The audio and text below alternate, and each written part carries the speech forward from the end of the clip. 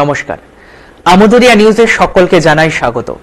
আমি অঙ্কিত হাজির হয়েছি তিনটি গুরুত্বপূর্ণ খবর নিয়ে। কাশ্মীরে সেনা অভিযানে বিস্ফোরণ, হত 2 জওয়ান।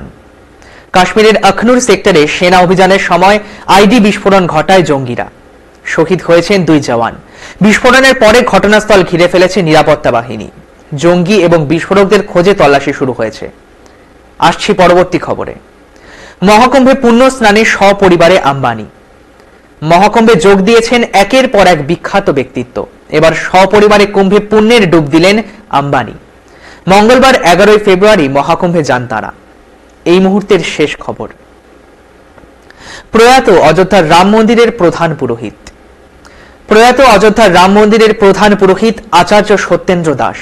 বয়স হয়েছিল তার 85 বছর। বুধবার সকালে লখনৌর পিজিআই এ শেষ নিঃশ্বাস ত্যাগ করেন তিনি।